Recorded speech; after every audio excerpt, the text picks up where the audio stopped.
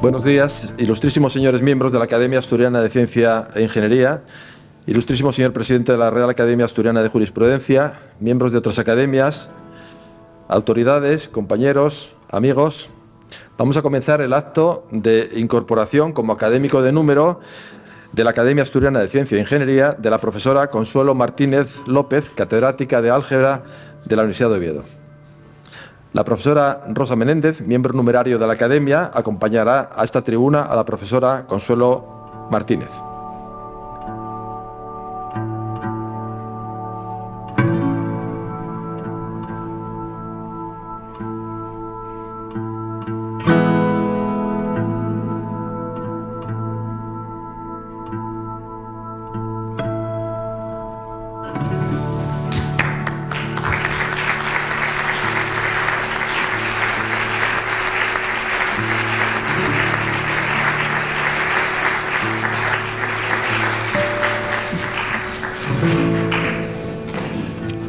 Tiene la palabra la profesora Consuelo Martínez para dar su discurso de ingreso en la Academia Asturiana de Ciencia e Ingeniería.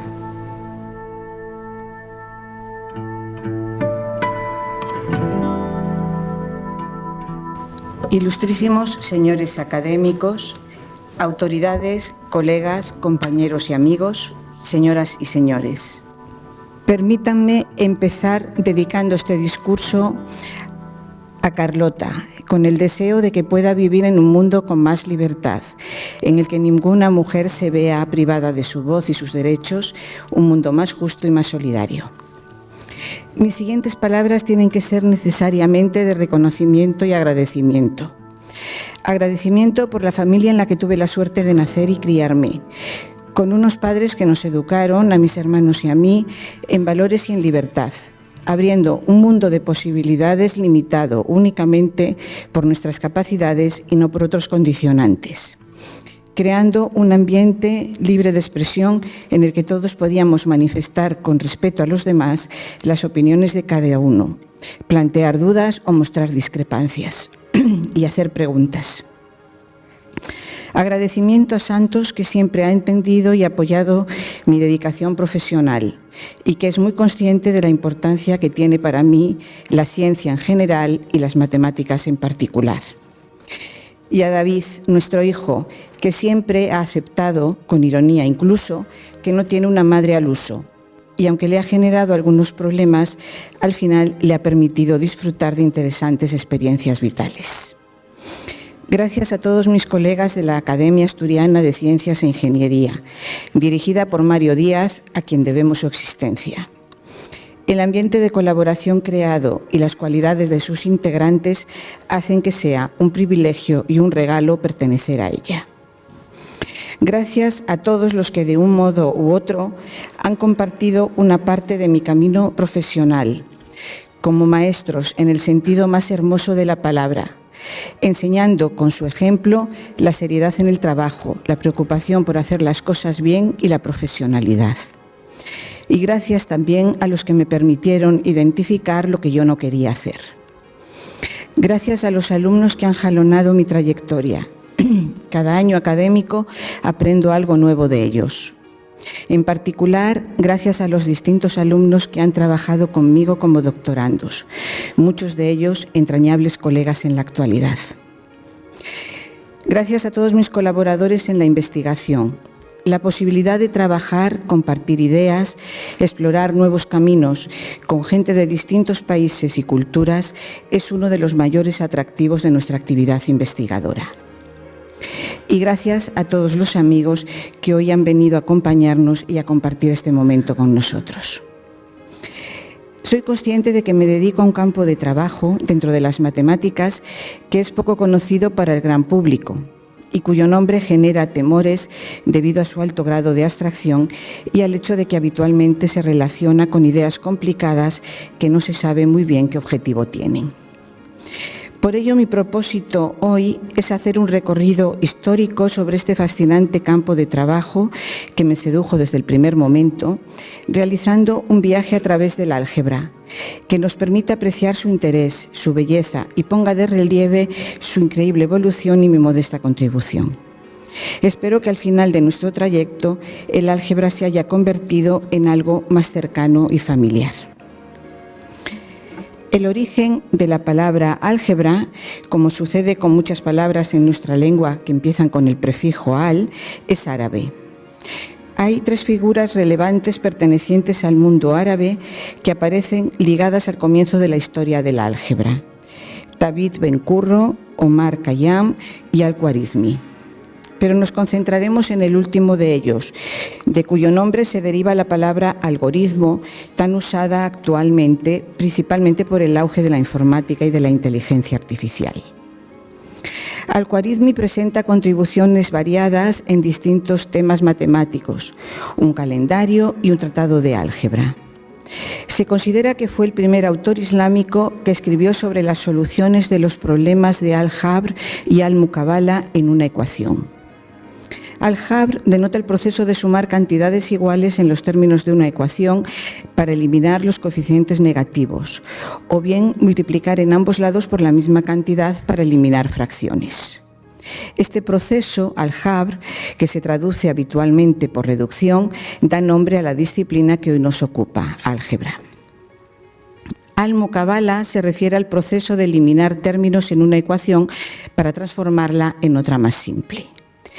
Por tanto, como escribió Al-Khwarizmi, el objetivo inicial del álgebra era la búsqueda de soluciones de las ecuaciones, haciendo transformaciones sucesivas que permitan pasar de la ecuación inicial a otra con las mismas soluciones y con un aspecto más amistoso.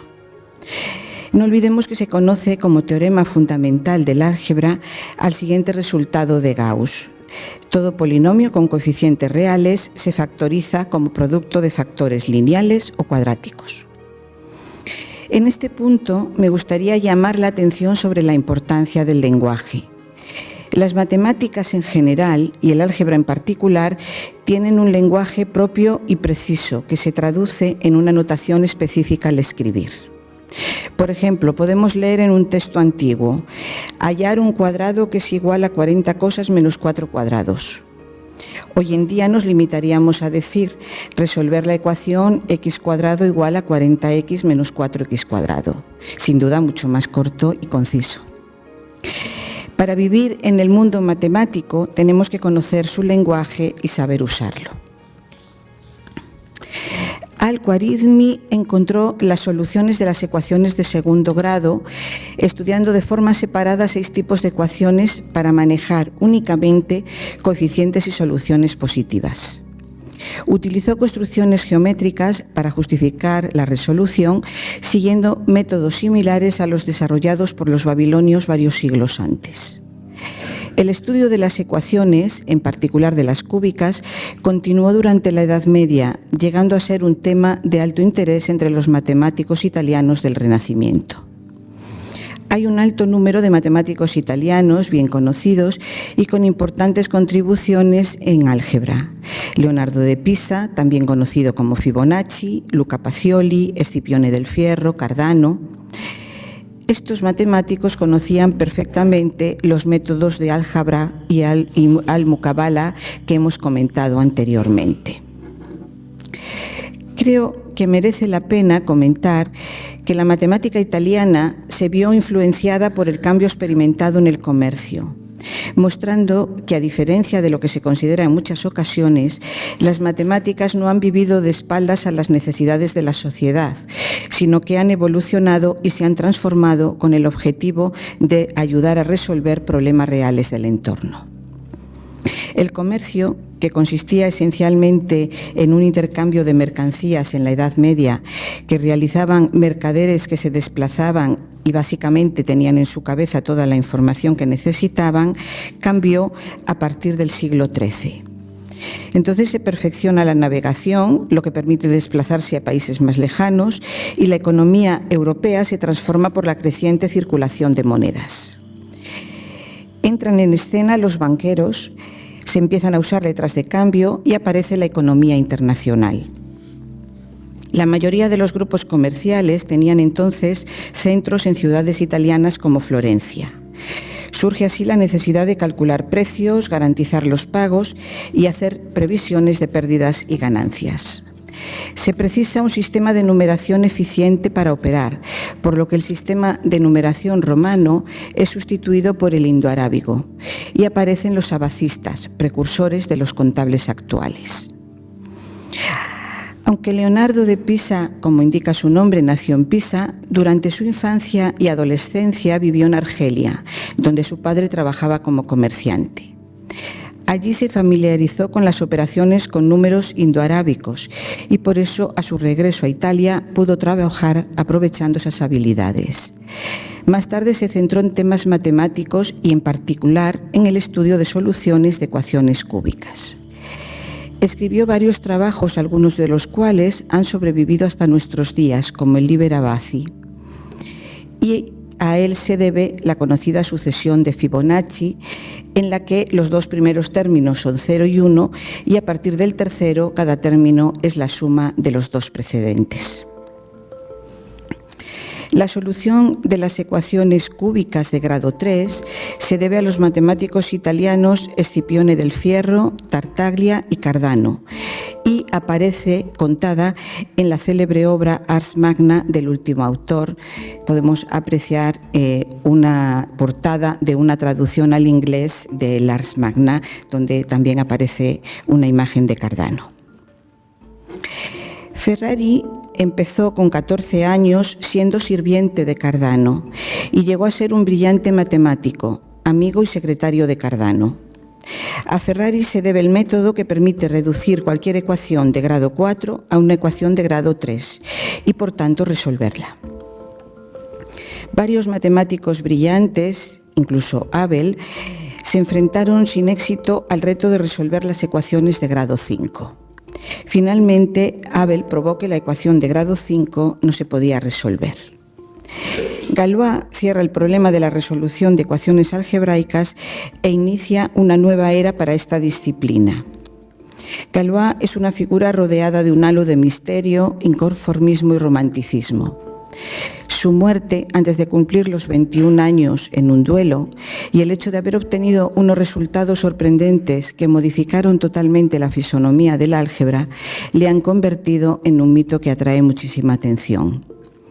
Se han escrito muchos libros sobre Galois, pero yo creo que sabemos muy poco sobre él, salvo que fue un revolucionario, nada convencional e indudablemente un genio, capaz de cerrar un problema milenario usando conexiones matemáticas que nadie había imaginado antes. Se considera que el álgebra moderna empieza en Galois por esta razón, si bien hay varios matemáticos que pueden considerarse precursores de Galois y que tienen también un papel muy importante en el diseño de esta nueva disciplina, como Waring, Vandermonde, Ruffini o Cauchy, y fundamentalmente Lagrange, Abel y Gauss. Pero creo que hay que decir que la estructura actual del álgebra se debe fundamentalmente a Emmy Noether. En mi opinión, el corazón del álgebra actual es el estudio de las estructuras algebraicas. Noether estudió y relacionó distintas estructuras algebraicas y le debemos el formalismo actual de esta disciplina. No puedo ocultar mi inmensa admiración por una de las mentes matemáticas más brillantes de la historia. Su contribución y su legado no se restringen al álgebra, abarcan también a la física. De hecho, consiguió relacionar las simetrías de la acción de un sistema físico con sus leyes de conservación, resolviendo así un problema que preocupaba a Einstein. Por eso, Emmy Noether se ganó el respeto y la admiración no solo de Einstein, que la consideraba el mayor genio matemático desde que comenzó la educación universitaria para mujeres, sino también de matemáticos de la talla de Felix Klein o David Hilbert. Emmy Noether ingresó en la Universidad de Erlangen en el año 1904, el primer año que se admitieron mujeres en dicha universidad. Pero, ¿cómo encajan las estructuras algebraicas y la afirmación de que el objetivo fundamental del álgebra era en sus inicios la resolución de ecuaciones algebraicas? ¿Cómo se llega al papel que tienen las estructuras algebraicas en el contexto actual? Empecemos por entender lo que son las estructuras algebraicas. Pensemos en el conjunto de números enteros con la suma, o bien el conjunto de números racionales no nulos con el producto.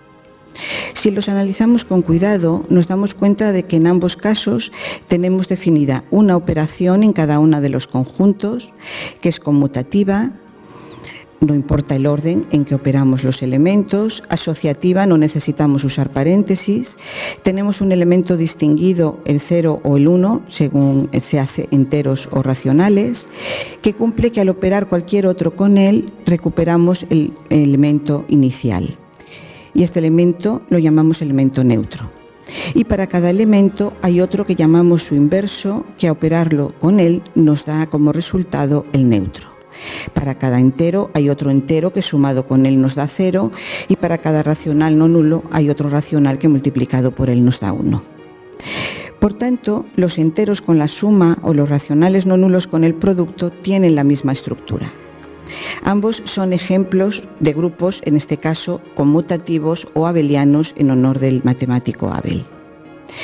Al estudiar la estructura de grupo en general, obtenemos información sobre las propiedades de todos los conjuntos, numéricos o no, con una operación que replica las propiedades de los enteros con la suma o de los racionales no nulos con el producto. Pueden ser las permutaciones de un conjunto finito, los movimientos que fijan un cubo o los movimientos del plano afín euclidio. Una estructura, por tanto, no es más que un conjunto con una o varias operaciones, internas o externas, que satisfacen una serie de propiedades. Los grupos son la estructura que nos permite estudiar matemáticamente la simetría de objetos, del mundo animal, partículas físicas, configuraciones químicas, de ahí la importancia de esta estructura. Otras estructuras importantes, con dos operaciones, son los anillos, que cumplen las mismas propiedades de los enteros, pero con la suma y el producto. Y notemos que en el conjunto de enteros podemos sumar, restar aplicando la operación inversa y multiplicar, pero no podemos dividir. Si queremos incluir la posibilidad de dividir, necesitamos otra estructura, también con dos operaciones, que es a la que llamamos cuerpo. Es la estructura que tienen los números reales o los números complejos con la suma y el producto. Los cuerpos forman parte de la definición de espacio vectorial, por ello juegan un papel esencial en álgebra lineal, una de las partes del álgebra que aparece como herramienta importante, yo diría esencial, en todas las ramas de las matemáticas. Galois estudió en profundidad las estructuras de grupos y cuerpos y nos dejó como regalo la teoría de los cuerpos finitos, que se llaman en su honor cuerpos de Galois. Intentemos volver a mirar con los ojos de Galois el problema que dio nombre a nuestra disciplina. Los matemáticos griegos, los árabes o los italianos del Renacimiento habían tratado de encontrar soluciones de ecuaciones concretas, empezando por las de grado 2 hasta encontrarse con el muro que representaron las ecuaciones de grado 5. Todos hemos aprendido en la escuela, aunque alguno se haya olvidado, de cómo calcular las raíces de una ecuación cuadrática, como la que tenemos escrita en la pantalla. Esas soluciones vienen dadas por la fórmula que aparece debajo. Galois replanteó el problema inicial del álgebra de encontrar las raíces de una ecuación del siguiente modo. Si fijamos un grado n, podemos encontrar una fórmula que nos permita encontrar las soluciones de cualquier ecuación de grado n en función de los coeficientes de la ecuación e involucrando únicamente sumas, restas, multiplicaciones y divisiones y extracción de raíces. Si nos fijamos, eso es justo lo que aparece en la fórmula de la ecuación de grado 2, una fórmula que involucra los coeficientes a, b y c y en la que se suman, multiplican, dividen o se extraen raíces cuadradas. Hoy, gracias a Galois, sabemos que tal fórmula existe para las ecuaciones de grados 2, 3 y 4, pero no para las de grado mayor o igual que 5. Notemos que eso no significa que no podamos resolver ecuaciones de grado más alto que 4, pero no podemos encontrar una fórmula que sea aplicable a todas las ecuaciones de un grado mayor que 4. Bien, parece que el aspecto de Galois es este, aunque evidentemente no se tiene ninguna foto que corrobore que ese es el aspecto de Galois. Y volviendo a Galois, vamos a comentar que la idea genial de Galois fue asociar a cada ecuación un grupo, esencialmente un grupo de permutaciones de sus raíces, y demostrar que existe una fórmula para expresar las raíces en función de los coeficientes, como acabo de indicar, si, solamente si, el grupo que se asocia a esa ecuación es un grupo resoluble. Los grupos resolubles son un tipo particular de grupos, contienen la clase de los grupos conmutativos, es decir, todo grupo conmutativo es resoluble, y de modo intuitivo y muy informal, un grupo resoluble es un grupo que se puede construir a trozos usando grupos abelianos. Sabemos que para cada n existen ecuaciones de grado n que tienen como grupo asociado el grupo de permutaciones de n elementos, lo que llamamos grupo simétrico de grado n. Y el grupo simétrico de grado n es resoluble solo si n es menor que 5. Por tanto, la respuesta de Galois pone en primera línea a las estructuras y deja clara su importancia. Se traduce un problema formulado en términos de ecuaciones algebraicas y la búsqueda de sus soluciones a un problema de teoría de grupos. Pero también los cuerpos juegan un papel importante, puesto que los coeficientes de los polinomios se tienen que considerar dentro de un grupo para que podamos realizar las operaciones indicadas con ellos. Y si necesitamos extraer raíces y no las tenemos en el cuerpo, podemos construir un cuerpo más grande del mismo modo que se construyó el cuerpo de los números complejos para que la ecuación x² más 1 igual a 0 tuviera raíces. Como ya hemos mencionado, debemos a Galois los cuerpos finitos, que también están relacionados con los polinomios porque la forma más fácil de construirlos es a través de los polinomios. Durante mucho tiempo solo se consideraban de utilidad los cuerpos infinitos, racionales, reales, complejos. Los cuerpos finitos parecían una creación de los algebristas que solo les interesaba a ellos y que no tenían ninguna utilidad. El uso de los ordenadores y la necesidad de comunicarse a través de secuencias de ceros y unos con ellos dio un protagonismo inesperado a los cuerpos finitos.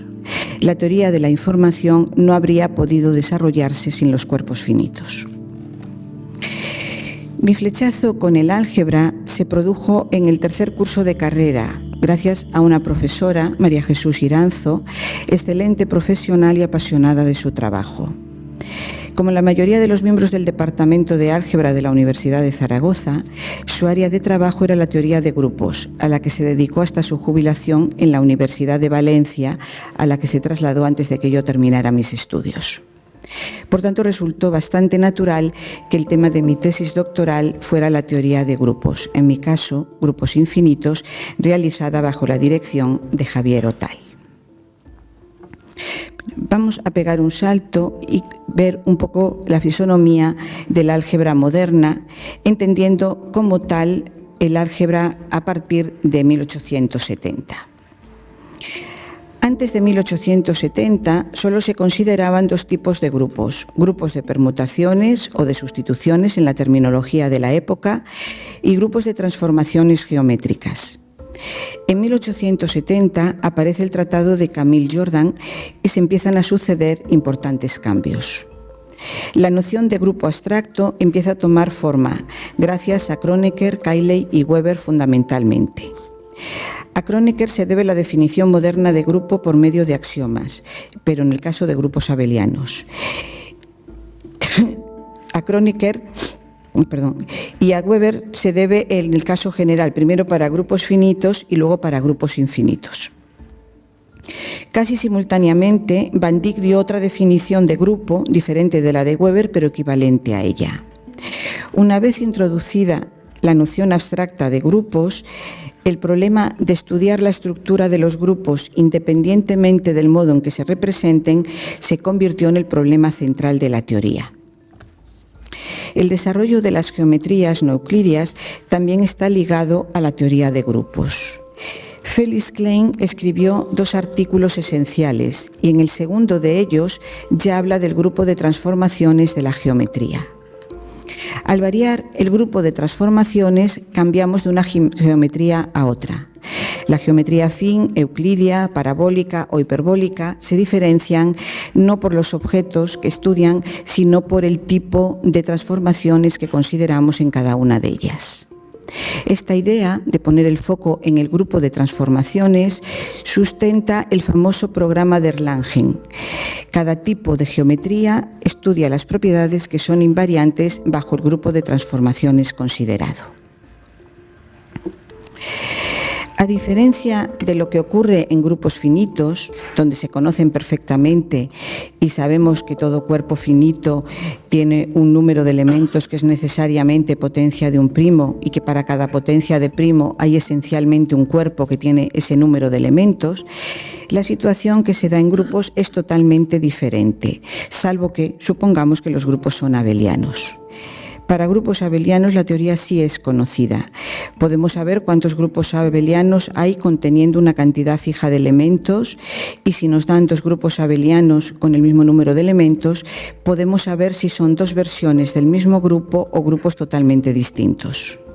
Y el proceso a seguir para llegar a obtener la respuesta también es perfectamente conocido. Pero ni la forma de trabajar ni los resultados conocidos para grupos abelianos finitos son exportables a grupos cualesquiera. Y los métodos de trabajo que se utilizan en grupos finitos tampoco dan los frutos deseados en grupos infinitos. Pronto se vio que el problema de clasificar grupos era un problema de una magnitud inabordable, por lo que la investigación se centró en distintas clases de grupos. Felix Klein fue contemporáneo de Sophus Lee y parece que llegaron a ser muy buenos amigos. Su relación tuvo una influencia muy positiva en el desarrollo de la teoría de grupos continuos. Más tarde sus investigaciones siguieron caminos diferentes. Klein consiguió clasificar los grupos finitos de rotaciones euclidias, mientras que Lee desarrolló una teoría de integración de ecuaciones diferenciales, lo que le llevó a considerar grupos de transformaciones que dejan invariante una ecuación diferencial y a ser el padre de la teoría de grupos de Lie. Los grupos de Lie son grupos de transformaciones. La idea central de Lie de pasar de transformaciones a transformaciones infinitesimales fue decisiva. Las transformaciones infinitesimales forman un espacio vectorial complejo y se puede definir su conmutador, es decir, el conmutador de dos transformaciones es la diferencia entre AB y BA.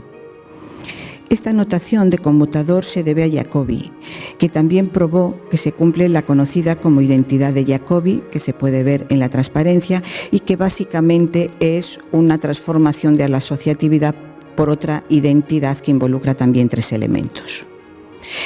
Aparecen así las álgebras de Lie. Si tenemos un cuerpo F, un álgebra de Lie sobre F es un espacio vectorial que tiene además una operación corchete que cumple las dos condiciones anteriores.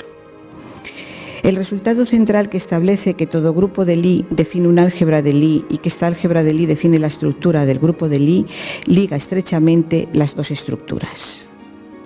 Quiero llamar ahora un poco la atención sobre esta nueva estructura que nos ha aparecido, las álgebras. La estructura de álgebra aglutina varias estructuras de forma armoniosa. Por una parte, el álgebra es un espacio vectorial sobre un cuerpo F y tiene un producto, aquí álgebra lo estoy usando como sinónimo de álgebra asociativa, un producto asociativo de elementos que es distributivo respecto de la suma y podemos intercambiar la posición de los elementos del álgebra y del cuerpo. William Rowan Hamilton definió los números complejos como pares de números reales con las correspondientes operaciones de suma y producto. Los complejos los podemos ver como un álgebra sobre los reales.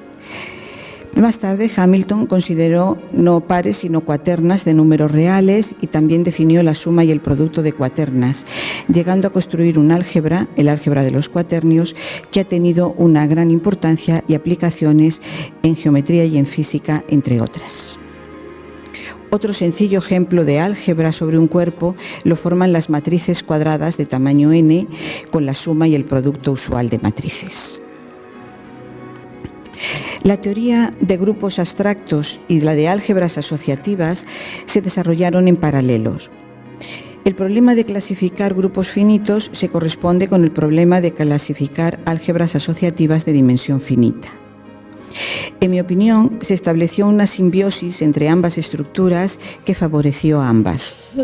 Los problemas y técnicas en cada una de ellas inspiraron problemas y métodos de trabajo en la otra estructura, generando una actividad impresionante a lo largo del siglo XX, que continúa su expansión en lo que llevamos de nuevo siglo. Pero revisemos muy rápidamente la historia más joven y desconocida de las álgebras. En 1870, Benjamin Peirce defendió en Washington, en la National Academy of Sciences, la memoria Linear Associative Algebras. En dicha memoria introduce la noción de elemento idempotente, es decir, que coincide con su cuadrado, y elemento nilpotente, el que tiene una potencia del que da cero. La existencia de un elemento idempotente en el álgebra permite obtener una descomposición o llamada descomposición de Peirce, que ha sido una herramienta de gran importancia en el estudio de las álgebras. El primero en desarrollar una teoría general de álgebras sobre cuerpos arbitrarios fue Wedderburn, que usó la noción de radical. Los resultados de Wedderburn fueron extendidos por Emil Artin a ciertos anillos, pero con una condición de cadena. Las condiciones de cadena realmente fueron introducidas por Emmy Noether y después Emmy Noether trató de extender los resultados de Artin para liberarlos de las condiciones de finitud, pero aunque los extendió no consiguió su objetivo. Fue Nathan Jacobson quien lo logró en dos trabajos publicados en 1943. En ellos define una nueva noción de radical para anillos arbitrarios. Como consecuencia de los trabajos de Jacobson, la noción de módulo y representación adquiere una nueva dimensión y juega un papel central en la clasificación de estructuras. Mi actividad investigadora se ha desarrollado en este ambiente de estructuras y en concreto en grupos y álgebras, no solo asociativas, sino también y fundamentalmente no asociativas. Para situar un poco mejor los temas en los que he centrado mi actividad y entender lo que denomino como simbiosis de grupos y álgebras, vamos a revisar rápidamente los problemas de Barside que tuvieron una extraordinaria influencia en la investigación del siglo XX. Barside, al que podemos ver en la fotografía, fue un matemático inglés, su trabajo inicial fue en matemática aplicada, que se interesó de modo especial por el estudio de los grupos infinitos. Sus resultados y las preguntas que planteó marcaron realmente la actividad algebraica del siglo XX. En particular, se planteó la cuestión de qué condiciones hacen que un grupo sea finito. Es claro que un grupo finito es finitamente generado, es decir, todos los elementos del grupo se pueden expresar utilizando un número finito de elementos y operaciones entre ellos. Además, para cada elemento del grupo hay un menor entero positivo n, de forma que si multiplicamos a consigo mismo n veces, obtenemos el elemento neutro. Dicho n se llama orden del elemento A. Por tanto, un grupo finito es finitamente generado y todos sus elementos tienen orden finito. La pregunta de Barside fue por el recíproco, es decir, estas dos condiciones de ser finitamente generado y todos los elementos con orden finito garantizan la finitud del grupo. Este problema recibió el nombre de problema general de Barside. A pesar de que parecía un problema muy inocente, se resistió durante mucho tiempo a todos los intentos de encontrar una respuesta al mismo, afirmativa o negativa, pero estimuló mucho la investigación en grupos. Y el propio Barside, al darse cuenta de la dificultad del problema, planteó una versión más débil del problema, el que se denomina problema ordinario de Barside. En este caso, consideran grupos finitamente generados, pero con exponente finito. Es decir, no solamente los órdenes de los elementos son finitos, sino que están acotados. Y de nuevo se planteó si esas dos condiciones garantizan la finitud del grupo. Es claro que la respuesta es afirmativa a este segundo problema si el exponente es 2, porque en ese caso el grupo es abeliano, algo que todos los alumnos de matemáticas saben desde segundo de carrera. El caso de exponente 3 también es cierto, fue demostrado por el propio Barside. Sanov probó el caso para exponente 4 y Hall lo demostró para exponente 6. Aparte de esos 4 exponentes, 2, 3, 4 y 6, a día de hoy no se conoce ningún valor del exponente n que permita asegurar que todo grupo finitamente generado con ese exponente es finito.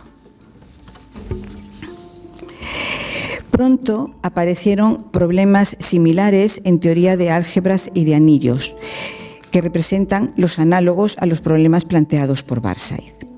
Fueron planteados de modo independiente a mediados del siglo XX por Alexander Kuros de la escuela rusa y Jakub Levitsky de la escuela americana.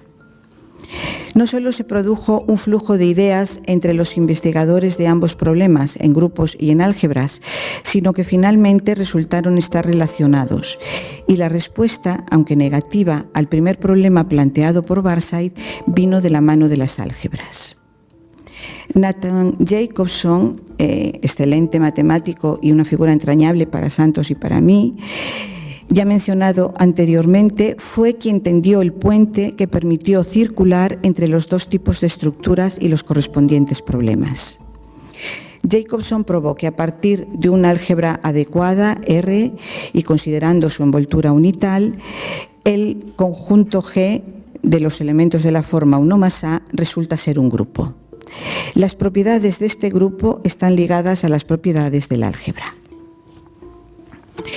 En 1968, Eugeni Golod, usando una construcción general de Igor Safarevich, construyó una álgebra sobre un cuerpo de característica prima, siendo P un primo arbitrario, que es contraejemplo al problema general de Kuros y Levitsky. Y usando el resultado puente, el correspondiente G proporciona un contraejemplo al problema general de Barside. A diferencia de lo que ocurrió con los problemas generales, los problemas ordinarios siguieron caminos separados. El problema ordinario de Kuros-Levitsky tuvo respuesta afirmativa, y no solo para el caso de álgebras asociativas, sino también para álgebras de Lie y de Jordan. Para llegar a probar este resultado se desarrolló toda la teoría de pi-álgebras, es decir, álgebras que satisfacen las identidades polinómicas que han resultado de gran interés en álgebra. En cambio, la situación en grupos es muy diferente. En 1968, Novikov y Adian demostraron que también el problema ordinario de Barside tiene respuesta negativa. Curiosamente, el ejemplo de Golod sigue siendo el único contraejemplo conocido al problema general de Kuros y Levitsky, mientras que a lo largo de los años han aparecido otros grupos que son contraejemplos al problema general de Barside, como el de Said-Sidky o el de Grigorchuk. Todos estos grupos que han ido apareciendo y que son también contraejemplos al problema general de Barside son, podríamos decir, irremediablemente infinitos. Es decir, no hay esperanza de que métodos de grupos finitos sirvan para estudiarlos. En cambio, hay otros grupos que se pueden estudiar utilizando métodos de grupos finitos a pesar de ser infinitos, como ocurre con los grupos profinitos ligados a extensiones de Galois, en este caso infinitas. De hecho, para esta clase de grupos, para asegurar que se cumple en ellos el problema ordinario de Barside, basta probar el siguiente problema que se bautizó como problema restringido de Barside. Si fijamos dos enteros positivos, m y n, ya sabemos que no podemos garantizar que un grupo con m generadores y exponente n sea finito. Pero vamos a concentrarnos solo en los finitos. Entonces la pregunta es, ¿hay una cantidad finita de grupos finitos que puedan ser generados por m elementos y tengan exponente n? La respuesta al problema restringido de Barside vino de nuevo de la mano de las álgebras, pero en este caso de las álgebras de Lie y de Jordan para el caso de que el grupo tuviera exponente potencia de 2. Y la solución final de dicho problema se debe a Efim Zelmanov, que aparece aquí en una fotografía en el acto de su nombramiento como doctor honoris causa por la Universidad de Oviedo. La resolución de este problema le valió la medalla Fields en 1994. En esta solución se utilizaron algunos de los resultados más profundos de la teoría de grupos, como el teorema de reducción de Holly-Hickman, la clasificación de los grupos simples finitos, sin duda uno de los resultados cumbre de las matemáticas del siglo XX, resultados previos de Kostrikin para álgebras de Lie y muchos resultados de álgebras de Jordan, en gran parte debidos también al propio Zelmánov. Ya hemos visto lo que son las álgebras de Lie y cómo aparecen ligadas a los grupos de Lie. Pero, ¿qué son las álgebras de Jordan y cómo aparecen en matemáticas? Las álgebras de Jordan fueron introducidas por Pascual Jordan, Eugene Wigner y John von Neumann en un intento de construir una álgebra de observables para la mecánica cuántica y la teoría de campos. Los observables en mecánica cuántica son matrices hermitianas, el equivalente a las matrices simétricas, pero trabajando con complejos en lugar de reales. Pero el producto usual de dos matrices hermitianas no es una matriz hermitiana. Si queremos operar dos matrices simétricas o hermitianas y seguir obteniendo una matriz del mismo tipo, tenemos que utilizar otro producto. Por ejemplo, el que aparece aquí planteado, el nuevo producto que al operar A y B es la suma de AB y BA. Este nuevo producto es conmutativo, claramente, pero deja de ser asociativo. De hecho, cumple la conocida como identidad de Jordan, es decir, la asociatividad se da si uno de los tres elementos es el cuadrado de otro. Las álgebras de Jordan, que tienen una estrecha conexión con las álgebras de Lie, no resultaron de mucha utilidad para el objetivo inicial que se crearon en física, pero han tenido un papel muy importante en matemáticas. Como he indicado, mi actividad investigadora se ha centrado en el estudio de problemas de grupos que pueden ser abordados a través de álgebras asociativas o no asociativas, fundamentalmente de Lie o de Jordan. También en teoría de álgebras, en este caso fundamentalmente de Jordan, y en superálgebras de Lie y Jordan. Las superálgebras son álgebras que tienen además una graduación sobre el cuerpo de dos elementos. También se incluye en mi investigación resultados de teoría de estructuras y de teoría de representaciones. En este proceso, en esta línea de investigación, he tenido la inmensa fortuna de colaborar de forma ininterrumpida desde 1992 con Efim Zelmánov, por lo que estoy profundamente agradecida. No podemos terminar nuestro paseo sin acercarnos un poco más a las aplicaciones algebraicas en teoría de la afirmación. Una línea de investigación desarrollada por nuestro grupo después de la llegada a la Universidad de Oviedo, fruto de la intuición y la iniciativa de Santos y el deseo de conectar nuestra investigación puramente matemática con aplicaciones en la teoría de la información. En esta teoría es vital proteger su objeto fundamental, que es la información que circula por un canal. Y esta protección tiene una doble finalidad. La primera es proteger la integridad de la información, es decir, ser capaces de detectar si se han producido errores en el proceso de envío de la información y, en caso de que se hayan producido, corregirlos. Para ello se utilizan los códigos correctores de errores. La segunda es proteger la confidencialidad de la información. Es decir, incluso cuando la información se envíe a través de un canal público, tenemos que asegurarnos de que solo el destinatario de la información pueda acceder a ella. En este caso, se utilizan los códigos criptográficos, cifrando la información para protegerla de intrusos no autorizados. Los códigos correctores más utilizados son los códigos lineales.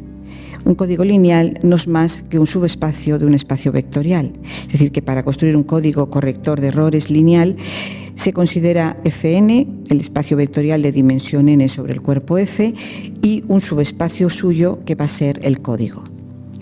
El número de errores que el código puede corregir depende del diseño del mismo y está ligado, a través de una sencilla fórmula, con las dimensiones del espacio vectorial y del subespacio suyo que constituye el código corrector. De modo intuitivo, podemos pensar que al enviar la información añadimos dígitos que no son de información sino de control y que nos permiten detectar si se han producido errores y tratar de corregirlos. Para que el código corrector sea eficiente, deseamos que los símbolos de control sean pocos en relación a los de información y que se puedan corregir muchos errores. pero ambos objetivos son contrapuestos. Por tanto, tenemos que conformarnos con buscar un buen equilibrio usando una estructura más rica en el espacio vectorial y aprovechando las propiedades de esa estructura. De este modo, las estructuras algebraicas ayudan a construir códigos correctores con buenos parámetros. Pero no basta que un código corrector tenga buenos parámetros, también necesitamos disponer de algoritmos de descodificación eficientes. Es decir, tenemos que ser capaces de revertir los errores producidos en el mensaje en un tiempo razonable. De nuevo, las estructuras algebraicas tienen un papel estelar. Dentro de nuestro grupo hemos trabajado con distintas clases de códigos y también se han explorado estructuras asociativas y no asociativas que podrían ser usadas para el diseño de códigos con buenas propiedades. En particular, hemos trabajado y lo seguimos haciendo con códigos grupos, utilizando como estructura las álgebras de grupo. Los códigos criptográficos que se utilizan para proteger la confidencialidad de la información son mucho más antiguos, básicamente tan antiguos como la escritura. Los primeros códigos usaban más ingenio que conocimientos matemáticos, aunque poco a poco se fueron utilizando cada vez más las matemáticas. En 1976 se produce un cambio radical con la puesta en escena de la criptografía de clave pública, propuesta en un trabajo de Diffie y Hellman que cambió dramáticamente el aspecto de la criptografía posterior. Los esquemas de clave pública más conocidos hacen un uso exhaustivo de técnicas algebraicas. Ocurre tanto en el RSA, que se basa en propiedades de los números primos, como en los esquemas tipo el Gamal, incluyendo los de curva elíptica, que utilizan la dificultad de un problema, lo que llamamos problema del logaritmo discreto, en ciertos grupos. La criptografía de clave pública ha permitido también la firma digital, con todo lo que ello ha implicado, desde transacciones bancarias a través de Internet a votaciones electrónicas. Las aplicaciones de los cuerpos finito han tenido unas consecuencias que serían imposibles de imaginar, incluso para un visionario como Galois. En el momento actual, los códigos correctores y la criptografía forman parte de nuestra vida de forma silenciosa pero imprescindible. Por ello, la existencia de ordenadores cuánticos presenta un nuevo reto importante. Se precisan esquemas criptográficos que sigan siendo resistentes frente a ordenadores cuánticos, lo que se denomina criptografía poscuántica. Su desarrollo es uno de los objetivos de investigación centrales en las próximas décadas. Y en esta tarea, las matemáticas en general y los métodos y estructuras algebraicas en particular volverán a tener un papel estelar. ¿Por qué no me corre ahora? Bueno, en conclusión, algo tan modesto como las ecuaciones que han inspirado a Carlos López Otín, ilustre compañero de la Academia, la línea argumental de su último libro en el que busca la ecuación de la salud, ha sido el germen de estudio de las estructuras algebraicas y ha permitido llegar a diseñar una disciplina como el álgebra actual en un largo y laborioso proceso. Galois, que encontró la respuesta a un problema centenario a través de la relación de las ecuaciones con las estructuras algebraicas, fundamentalmente con los grupos, brilla con luz propia en este camino y culminó su proceso creativo legando a la humanidad la teoría de cuerpos finitos, herramienta esencial para el desarrollo de la teoría de la información, sin la que parece imposible imaginar el mundo actual. Espero haber sido capaz de mostrarles la belleza y elegancia del álgebra, con conexiones inesperadas y relaciones de colaboración entre sus estructuras que han permitido construir un magnífico edificio sólido, de gran belleza y con una increíble funcionalidad. Si he conseguido despertar su curiosidad y acercarles un poco más a lo que constituye la esencia de esta disciplina, me doy por satisfecha. Muchas gracias a todos por su atención.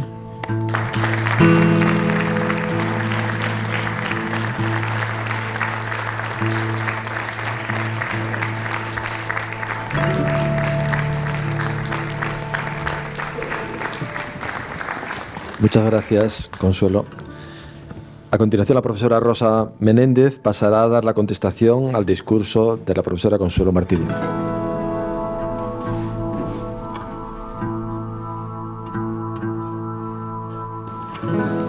Gracias, presidente. Ilustrísimos académicos, queridos amigos, autoridades, señoras y señores. He aceptado el reto de contestar a Chelo en su entrada en la Academia de Ciencia e Ingeniería del Principado de Asturias desde el respeto a su persona y a la disciplina que representa y con humildad, dada mi ignorancia en la materia. No obstante, lo hago con ilusión y también con devoción, porque las matemáticas y la filosofía formaban parte de mis pasiones de juventud hasta que la química se cruzó en mi camino. El encontrarme con una científica sabia y sencilla, dedicada en cuerpo y alma a su profesión de matemática, la científica española que habla y discute de tú a tú con alguien de la talla de Efim Zelmanov, medalla Fields equivalente al Premio Nobel de Matemáticas, ha propiciado mi reencuentro con el mundo de las matemáticas. A Chelo le ha tocado vivir esa etapa en la que esta disciplina no estaba de actualidad. Los matemáticos realizaban un trabajo silencioso y no muy reconocido hasta hace muy poco.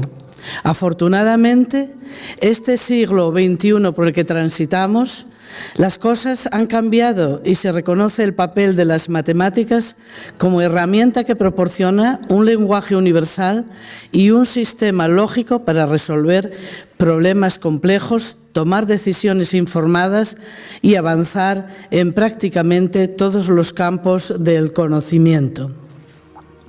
Muchos avances científicos y tecnológicos dependen de modelos matemáticos para describir fenómenos naturales y predecir resultados. Desde la física teórica hasta la biología computacional, las matemáticas permiten analizar aspectos tan variados como los movimientos de los planetas o el comportamiento de las células. Dada mi formación química, no puedo obviar la relación álgebra-química, porque la álgebra juega un papel fundamental en la química, ya que proporciona las herramientas matemáticas necesarias para describir y resolver problemas químicos de manera precisa y cuantitativa. Y en el mundo de los materiales, en el que he desarrollado la mayor parte de mi actividad científica, el álgebra permite describir su estructura cristalina, utilizando herramientas como la teoría de grupos, que analiza las simetrías de los cristales. Estas simetrías determinan cómo se organizan los átomos dentro de un material y permiten predecir cómo interactúan los materiales con diferentes estímulos, como pueden ser luz, calor o electricidad. Un ejemplo maravilloso de las diferentes simetrías que pueden adoptar los átomos de carbono dependiendo de su forma de enlazarse, dando lugar a variadas estructuras. En materiales conductores, semiconductores y aislantes, el álgebra se aplica para calcular propiedades como la conductividad eléctrica a través de la ley de Ohm y ecuaciones de transporte de cargas, y la conductividad térmica. Estas ecuaciones permiten explicar cómo los electrones o el calor se mueven a través de un material y son clave en el diseño de dispositivos electrónicos y térmicos. Pero si algo tienen de especial para mí las matemáticas, es por esa especie de belleza oculta que envuelve los desarrollos matemáticos y su vertiente como herramienta educativa crucial para fomentar el pensamiento crítico y el razonamiento lógico. Aprender matemáticas enseña a analizar problemas, a descomponerlos en partes más manejables y a encontrar soluciones racionales, habilidades esenciales en cualquier área de la vida cotidiana. Y aquí también encontramos a Chelo, quien ha desarrollado una intensa actividad docente, creando una escuela importante de matemáticos críticos que se enfrentan a los desafíos de este siglo. Conocí a Chelo a través de santos y amigos comunes, pero fue en Madrid cuando recibió la medalla de la Real Sociedad Española de Matemáticas, junto a otro eminente asturiano, Juan Luis Vázquez, Cuando descubrí realmente la Txelo científica, quedé impresionada por su gran conocimiento y sencillez. Reencontrarla en esta academia y disfrutar de su sabiduría y amistad ha sido para mí un auténtico privilegio. Su creatividad y sensibilidad quedan patentes en una rama de la ciencia como es el álgebra abstracta, que ella domina y adereza hasta convertirla en una auténtica obra de arte. En 1959, Eugene Wigner, científico que sería premio Nobel pocos años después, impartía en Nueva York una conferencia titulada The Unreasonable Effectiveness of Mathematics in the Natural Sciences, que se podría traducir como la irracional eficacia de las matemáticas en las ciencias naturales. Fue publicada poco después, con un gran impacto, cuyo impacto perdura en la actualidad. Ante la presentación de la nueva académica Consuelo Martínez, me ha parecido oportuno recuperar las ideas de aquella conferencia, pero no desde esa extraña conexión entre los conceptos matemáticos y su aplicación, que justamente Txelo ha mostrado a lo largo de su brillante trayectoria científica, sino que he preferido utilizar en mi respuesta otro aspecto, el de la belleza, conservando el mismo espíritu. Como química y también como investigadora en ciencia de materiales, he podido apreciar la belleza y a la vez la utilidad de las matemáticas para el estudio de muchas de las estructuras con las que he tenido ocasión de trabajar, desde una simple molécula de agua a las maravillosas capas de carbono en las que se dispone el grafeno. Y detrás, esperando en su momento a ser descubiertas, las estructuras matemáticas correspondientes, en algunos casos como soluciones de problemas que parecían casi irresolubles. Las matemáticas permitieron a Kepler, observando los copos de nieve que se depositaban en su abrigo, descifrar las simetrías de la singular disposición de su estructura. También en la cristalografía moderna encontramos otra relación entre las dos disciplinas, en la difracción, que es el fenómeno que permitió estudiar de manera rigurosa los cristales y que se asienta teóricamente en la transformada de Fourier. Pero ¿es realmente así? Se pregunta en cierto modo Wigner, y ya se preguntaba Platón. ¿Está la realidad definida por estas estructuras o son nuestras propias teorías matemáticas construidas sobre nuestra experiencia y sobre todo sobre nuestra mente las que nos ofrecen un camino para entenderla? Partimos de principios que realmente no entendemos. Mientras el universo evoluciona globalmente hacia el caos, aumentando su entropía. En nuestro pequeño planeta aparecen cada vez sistemas más y más complejos, entre ellos nuestra propia especie, que sin embargo orienta la búsqueda de la verdad y a la vez de la belleza hacia lo más sencillo. En un mundo caracterizado por la complejidad y la sobreabundancia de información, la búsqueda de explicaciones claras, sencillas y concisas se vuelve una tarea de lo más esencial. Se trata de un pensamiento que no es reciente, sino que comenzó en el siglo XIV de la mano de un monje llamado Guillermo de Ockham, quien afirmaba que ante varios razonamientos en igualdad de condiciones, la explicación más simple suele ser la más probable, el conocido como concepto navaja. Todas las teorías en la ciencia siguen este principio, aparentemente contradictorio, y las matemáticas marcan justamente este camino.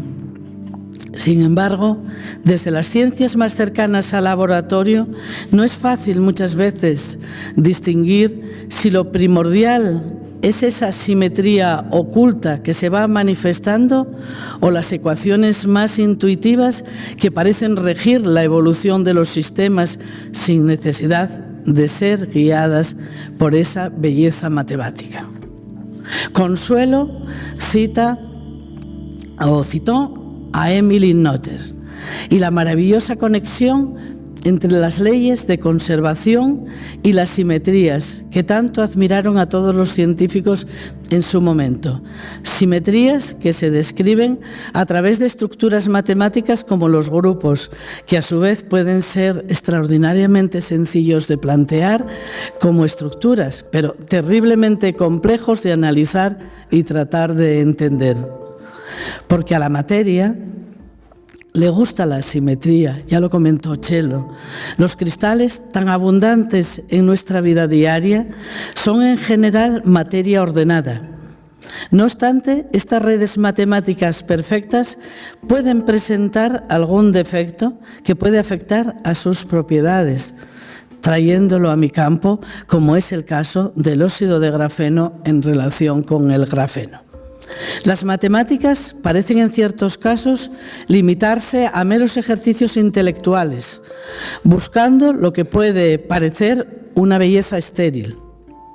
Y de pronto nos encontramos con que esa belleza se transforma y así unos números primos de los que hemos demostrado su absoluta irregularidad, pero no hemos entendido realmente su profundidad, se transforman en la herramienta clave para garantizar durante muchos años la seguridad de los sistemas informáticos. Y cuando esta seguridad parece afectada por los avances en otra rama de la ciencia, la física cuántica, que tanto debe a las matemáticas, de nuevo, estas vienen en nuestra ayuda, como el trabajo de Consuelo, que nos vuelve a mostrar, mediante nuevas estructuras, retículos que buscan algoritmos poscuánticos. Precisamente cuando hablamos de física cuántica o de química cuántica o de ciencia de materiales, no solemos reflexionar sobre el papel tan importante que juegan las estructuras matemáticas para abordar problemas cuando nuestra intuición no nos sirve, aunque no queramos resignarnos a ello. En física cuántica, al igual que en relatividad en general, por poner justamente dos de las grandes teorías de la física que no hemos logrado reconciliar, no contamos con esa intuición, solamente nos guía la belleza de las estructuras matemáticas. El camino se torna entonces difícil, casi imposible. Debemos explorar múltiples direcciones y en algunos casos la senda es cada vez más compleja, como bien saben quienes trabajan o han trabajado en la teoría de cuerdas. Y sin embargo, de estas exploraciones van surgiendo nuevas ideas necesariamente matemáticas, pero que en un momento dado encuentran su conexión con otras ramas de la ciencia y quizás su aplicación. Pero, ¿qué decir cuando lo que sucede es justamente al revés? Cuando nuestra intuición nos guía, pero la prueba matemática se vuelve realmente compleja. Y esta intuición, de nuevo, tiene que ver con la belleza de la solución. En palabras de Txelo, el álgebra es una suerte de creación artística. Yo diría que es como el trabajo de un pintor. Supongo que a veces el resultado se alejará de lo que el artista tenía en su mente y lo tirará para empezar otra cosa. La nuestra es una ciencia con esa faceta estética en la que vas buscando una teoría o un resultado y es posible intuir cómo va a ser. La belleza ha sido estudiada desde diversas disciplinas, como la psicología y la neurociencia, que ofrecen perspectivas complementarias. Desde la psicología, la percepción de la belleza se vincula con procesos cognitivos y factores como la cultura, las experiencias previas y los aspectos sociales. Características como la simetría y las proporciones contribuyen al atractivo, reflejando una preferencia innata por la armonía visual. En neurociencias se analiza cómo el cerebro procesa la información estética, identificando regiones específicas que responden a estímulos bellos. Áreas como la corteza visual procesan elementos como forma, color y simetría. El neurocientífico Semir-Zeki propuso que la belleza activa zonas cerebrales comunes independientemente de su origen, sea visual, musical o conceptual, lo que sugiere una experiencia cerebral universal asociada al placer y la satisfacción estética. Surgen preguntas como: ¿es la belleza algo subjetivo? ¿Por qué la región del cerebro que se enciende con un goce estético es la misma de las matemáticas? Las matemáticas de nuevo presentes. La idea de que se puede estudiar la belleza en términos neuronales ha sido una sorpresa para muchos, entre los que me incluyo. Y volvamos a Wigner para terminar. En 1934, Eugene Wigner predice la existencia de una estructura increíble, el denominado cristal de Wigner, construido exclusivamente con electrones en una configuración cristalina. Se trata de una estructura en la que los electrones se organizan espontáneamente en una red cristalina, unida no por atracción, sino por la repulsión mutua entre ellos. Increíble, sí, y de una belleza perturbadora para cualquier científico de materiales. No es hasta hace unos pocos meses que dicho cristal pudo construirse y fotografiarse sobre una capa de grafeno. Ha sido un equipo de investigadores dirigido por Atak Imamoglu, profesor del Instituto de Electrónica Cuántica de Zúrich. La noticia aparecía en los medios. Los físicos capturan la primera imagen de un cristal de electrones. Los hallazgos confirman una teoría de 90 años sobre cómo los electrones pueden ensamblarse sin la presencia de átomos. Estructuras matemáticas y belleza unidas una vez más. Después de su brillante exposición, me compete reunir aquí los méritos científicos de una profesional excelente. Algunos datos resumidos son los siguientes.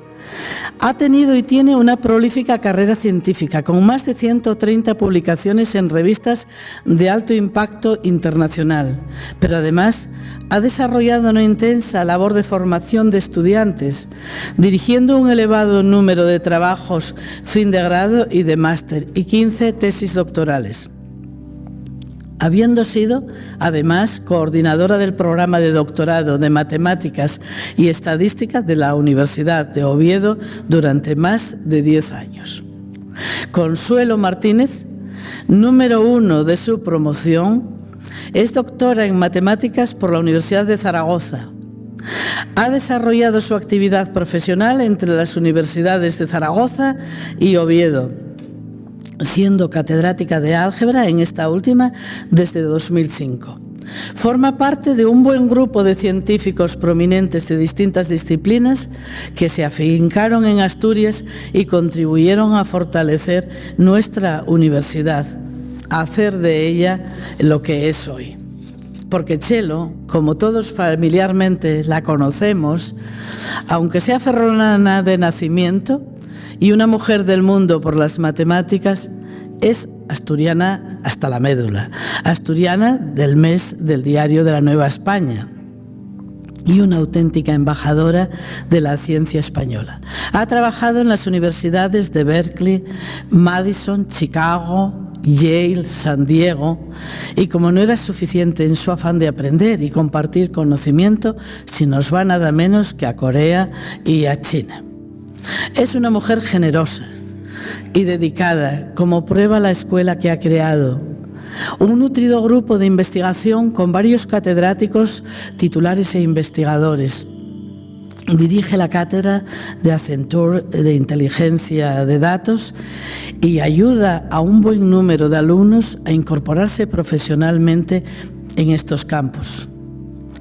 Porque Txelo ayuda a todos en todo, en palabras de su más ferviente admirador, Santos. Esto también incluye su contribución en comisiones y agencias de evaluación y comités científicos como la Real Sociedad Española de Matemáticas o el Comité Científico Asesor del Consejo Superior de Investigaciones Científicas, en el que tuve la fortuna de contar con su colaboración, sin olvidar su implicación en divulgación. Durante su tiempo en Zaragoza, estudió grupos y álgebras no asociativas, álgebras Lie admisibles, Jordan y genéticas, principalmente álgebras de Bernstein, cuya historia y repercusión ha quedado clara en su discurso. Cuando se traslada a la Universidad de Oviedo en 1994, se interesa en las aplicaciones de las estructuras algebraicas en la teoría de la información, centrando su interés en los aspectos algebraicos de los códigos correctores de errores y en estructuras algebraicas que pudieran ayudar en el diseño de sistemas criptográficos de clave pública. Es cuando inicia su colaboración con Efim Zelmanov, que ha perdurado, como ya ha comentado, hasta el día de hoy. En la Universidad de Oviedo, junto con Santos, han creado un grupo de investigación en álgebra y aplicaciones que también se ha extendido a otras universidades de España, como la Universidad de León, la Rey Juan Carlos en Madrid y fuera de España, en Belfast, en Arabia Saudí. Aunque ya comenzó su línea de investigación en teoría de códigos y criptografía antes de 2010, está alcanzado un extraordinario impulso en los últimos 10 años. Txelo ha encontrado los primeros ejemplos de códigos de grupo que no pueden realizarse como códigos sobre un grupo abeliano, demostrando que se pueden lograr buenos parámetros y mejores que con cualquier código de grupo abeliano. Txelo es miembro de la Real Academia de Ciencias Exactas, Físicas y Naturales, un referente para todas las científicas y una luz para las jóvenes que pueden tener dudas en la elección de una carrera STEM. Me uno a tu deseo, Txelo, de que Carlota, tu nieta, pueda vivir en un mundo más justo y solidario que el que nos ha tocado a nosotras. Hoy en día, las academias siguen desempeñando un papel relevante, pero enfrentan nuevos retos y deben replantearse para seguir siendo instituciones vitales en la sociedad moderna. En este siglo se plantean grandes desafíos como la salud del planeta en el que vivimos, la disponibilidad de agua, la aparición de nuevas tecnologías que a veces sobrepasan la mente humana. Los cambios, además, se producen a tal velocidad que en ocasiones resulta imposible su predicción. Y la sociedad ejerce una presión importante demandando respuestas inmediatas a la ciencia para resolver sus problemas. En este nuevo contexto, las academias deben ser guardianas del conocimiento tradicional y pioneras en la innovación y aplicación de las tecnologías emergentes. La Academia Asturiana de Ciencia e Ingeniería, la AACI, camina en esta senda y se verá robustecida, sin lugar a duda, con la incorporación de una matemática tan eminente como Consuelo Martínez. La preceden un ingeniero químico, un ingeniero microelectrónico, una química y un físico. Pero no hablamos solo de titulaciones. Estamos hablando de científicos que desarrollan una ciencia multidisciplinar con un impacto social que es el ADN de esta academia. La doctora Consuelo Martínez Ha mantenido siempre un gran interés científico, no exento de una visión paralela hacia los intereses sociales que se complementa con su preocupación por los más jóvenes, en especial las mujeres. También ha mantenido una gran curiosidad sobre temas muy diversos, apoyándose en las matemáticas en la búsqueda de soluciones a los problemas reales. Txelo podrá contribuir a la ACI no solo en su campo de especialización, sino también en el desarrollo de otras ramas de la ciencia y la ingeniería, en la proyección social de nuestra academia y en el fortalecimiento de nuestros vínculos con los más jóvenes que potencie el acercamiento a las carreras STEM. Querida Txelo, estoy segura que tu contribución resultará muy valiosa para que esta academia se consolide y sea un referente para nuestra sociedad. Tu tesón, en esa combinación galaico-maña con una visión universal que te ha dado tu experiencia y tu capacidad innata para el razonamiento, son el mejor regalo que todos nosotros podemos recibir. Bienvenida en nombre de la Academia y muchas gracias a todos ustedes por su atención y por su interés.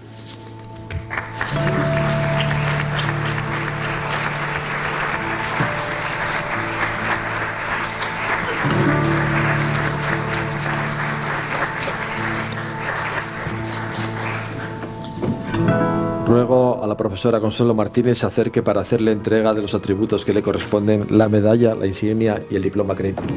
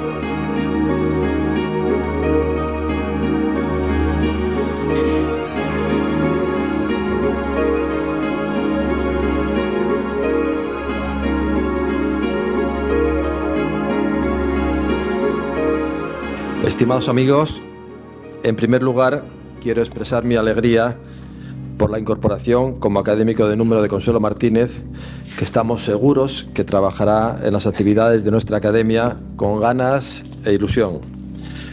Incorporamos ahora, ya como miembro numerario, a una persona que es referencia científica en el campo del álgebra y de la criptografía durante décadas.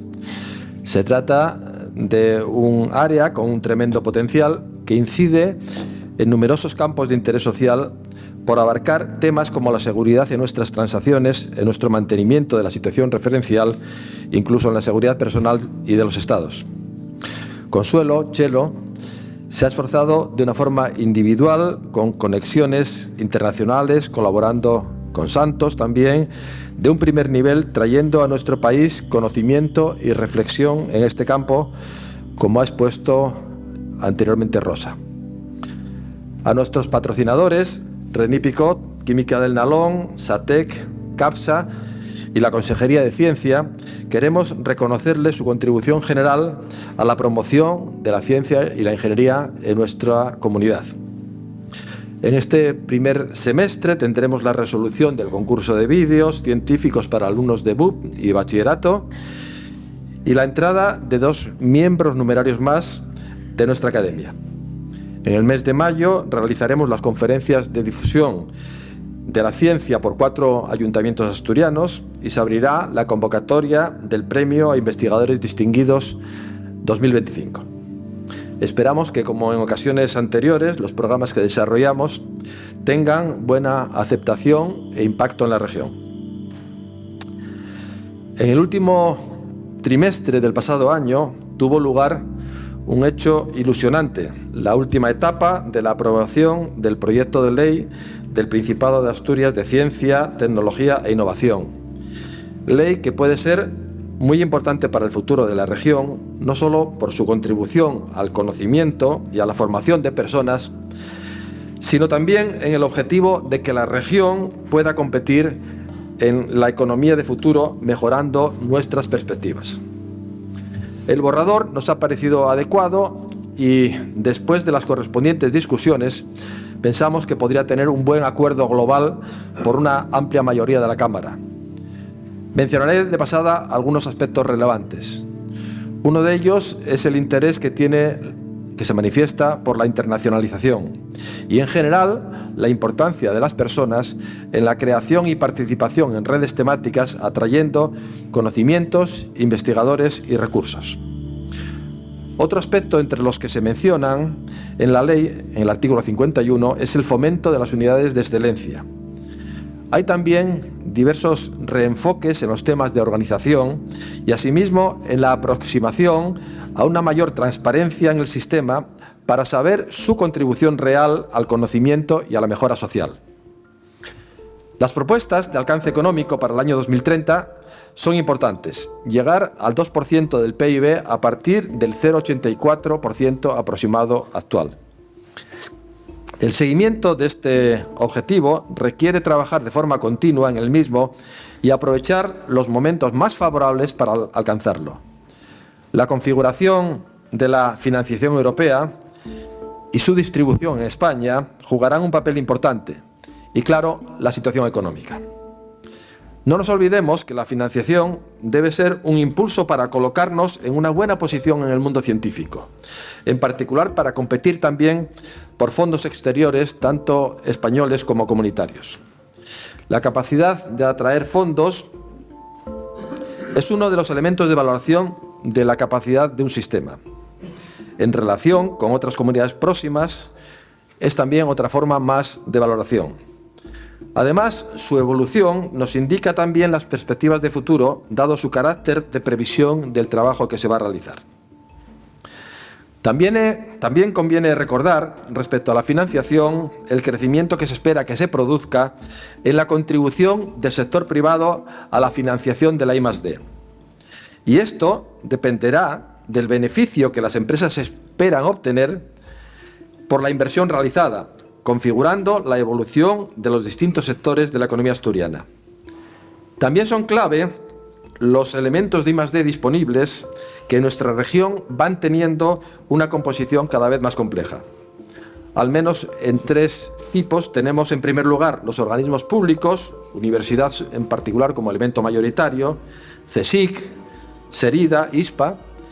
En un segundo lugar, los centros de iniciativa privada que ofrecen servicios al exterior, con participación pública como Idonial o privados como laboratorios y centros de servicios e innovación. Y en tercer lugar, los centros de I+D+I de grandes empresas, de los que el consejero de Ciencia, que esperamos vuelva pronto a su actividad, decía la pasada semana que había 16 centros de I+D+I de grandes empresas, incluyendo los 2 de E4 Defensa, en total con más de 400 trabajadores. Un sistema integrador y eficaz contribuirá sin duda a mejorar nuestras perspectivas. Debemos, claro, contribuir económicamente a desarrollar una investigación eficiente, porque es una actividad que nos dará resultados de futuro. El Gobierno regional debe promover la elaboración de propuestas de resultados a conseguir que son fundamentales para nuestro futuro regional. Y como se ha dicho, la docencia es también un pilar fundamental para la formación de los jóvenes, con el compromiso, en particular, de la universidad, y donde la presidenta del Consejo Social puede jugar un papel importante. Para acabar, la región se encuentra en una situación de cambio que debe ser considerado cuidadosamente. El cambio es inevitable, el crecimiento es opcional, decía John Calvin Maxwell. Para esto último, debe visualizarse el objetivo, seguir los parámetros medibles de interés y reaccionar ante los cambios que se vayan produciendo. Conviene recordar la propuesta de Carl Jung, el psicólogo, cuando decía que eres aquello que haces no lo que dices que harás. Compañeros de academias, patrocinadores, amigos, finalmente, para acabar, una frase de Rabindranath Tagore: el descanso pertenece al trabajo como los párpados a los ojos. Así que os invitamos a una charla con los amigos, con unos entremeses y vino asturianos que se encuentran a la salida, lo que también puede contribuir a los objetivos de nuestra academia. Los interesados también pueden recoger un ejemplar del cuaderno de la lección que se ha presentado a la salida. Enhorabuena otra vez a Consuelo, Chelo, y muchas gracias a todos por vuestra presencia. Se levanta la sesión.